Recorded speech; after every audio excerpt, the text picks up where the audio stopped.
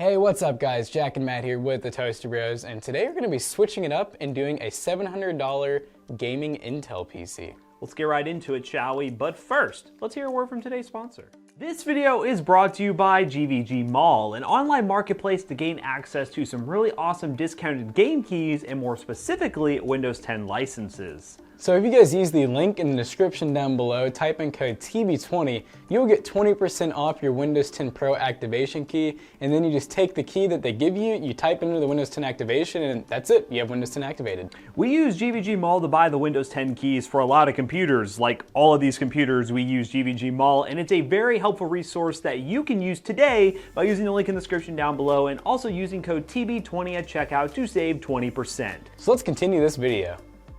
Now before we get into this video, I want to give a big thanks to EVGA and Bitphoenix for helping make this build possible. We are doing an Intel focused system, which is something we haven't done in a long time, and a lot of you have been asking for it. Intel really just doesn't have a whole lot of value right now, and this is the one processor that we could recommend you go with if for some reason you just have to go Team Blue. So let's go ahead and talk about each individual part and exactly how it makes up the $700 PC. So what we have here, this is actually not a Ryzen box. What? This is a 9th gen i5. This is the i5-9400F. The F meaning it does not have integrated graphics and it's not the case, so it's not overclockable and everything. It makes it a lot cheaper. I think this was a little bit over, what, 130 bucks or something. But we're going to be soon doing a 3500X build, which is Ryzen, going back to Ryzen, that actually is supposed to also be a true 6-core processor to compete with this. So stay tuned, make sure you subscribe right now, and you will see a video kind of comparing the two. For the motherboard, we get the really nice looking MSI B360 Intel Gaming Plus board that has mystic lighting on it. So this has a really nice red and black color scheme as shown here, just like the B450s that we use for the Ryzen boards. And it's gonna go really good in this case that Matt will talk about in a minute. But this is gonna have a really nice red and black theme going with it. So this build will not only perform well, it'll also look well. 16 gigabytes. And to stick with that color scheme, we have 3000 megahertz, two 8GB sticks, so 16 gigs of Corsair Vengeance LPX RAM. Really nice looking RAM, really kind of low profile heat sinks that aren't like super flashy, but this stuff is just a really good price. I mean, under 100 bucks for 16 gigs. I remember a while ago that was like unheard of, but now it is extremely common and there's no point of going 8 anymore really, unless you're really on a budget. So this is the newly released EVGA SC Ultra, the 1660 Super. So this is actually supposed to be about 1070 level, and it feels like it's a lot smaller and a lot less heavy than a 1070 is. So I'm excited to try this out, but once again, kind of goes well with the color scheme, a nice black looking card. So we'll see how it actually looks and how it performs once we get it in here. Okay, don't look at the festive tree. We got some PC builds. No, just go ahead and talk about the parts. So yeah, the PC parts. This right here is the Sabrent 500 gigabyte M.2 SSD. Yeah, this is a 512 gigabyte M.2 SSD. It's a weird number, but it is M.2. Of course, you get that benefit of just plugging right into the motherboard without the need of a SATA cable. And also it's NVMe, so it's gonna be blazing fast. And well, 512 is a good amount of storage to start off to get Windows installed and a couple of games.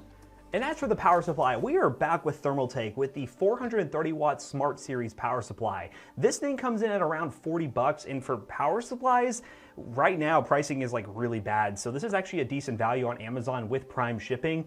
It's nothing special. It gets the job done. You could get the 500 watt version if you do want to get a little more headroom with maybe future upgrades or another graphics card you may be adding. And that's only normally like 4 or 5 bucks more. So do consider that if you're interested. But this is a really reliable unit that we've used in multiple builds, and we do suggest it for a budget system.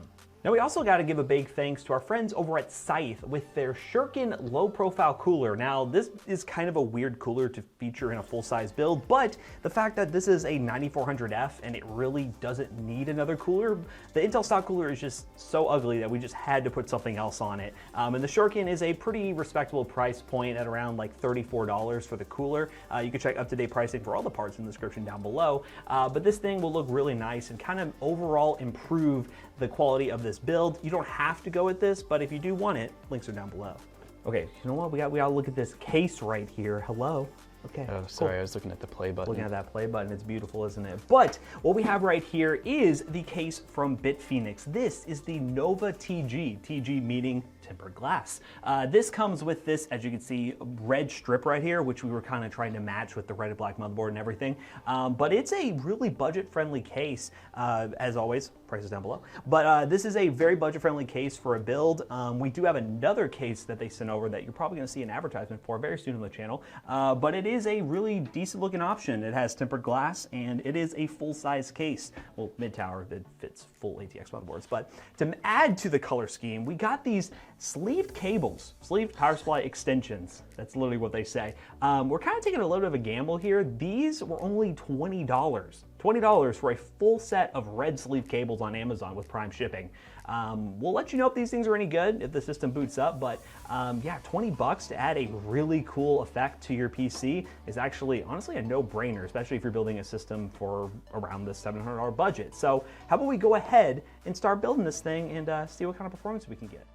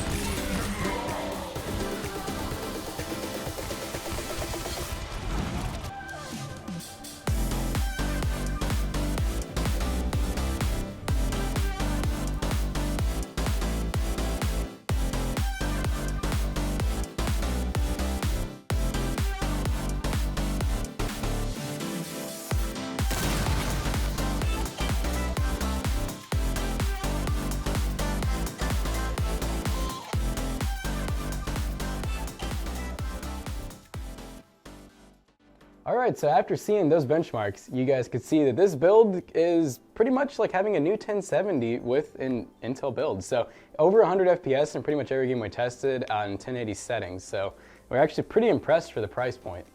Now, a couple of notes to make about this case in particular. It's a pretty decent offering from BitPhoenix. You get tempered glass, but the one thing we don't like is the lack of a power supply basement. That is something that in most modern cases exists, and at this price point, definitely something I would like to see in a future revision. As far as the Intel side of this build, the 9400F is still a decent processor. We will be showing you the AMD side of things with literally the exact same graphics card coming in an upcoming build, so be sure to subscribe for that. But the 9400F, as a 6-core processor with Intel's IPC, it performs really well in esports titles, and we do plan on stretching its legs in a 240Hz setup at some point to just show you how much power these processors have. And that 1660 Super, as Jackson mentioned, great alternative if you don't feel like buying a used 1070, but if you want to save some money, maybe get a little bit more performance, a used 1070 could be the way to go.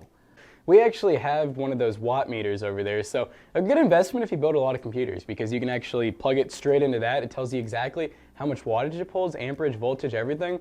This thing under load was pulling like maybe 160 watts max. So yeah, I mean, we have more than enough wiggle room. You could even like throw in another graphics card if you really wanted to. We're not stretching, the power supply's legs at all. But besides that, we hope you guys enjoyed today's video. Don't forget to like, comment, and subscribe, and we will see you guys in the next one. Goodbye.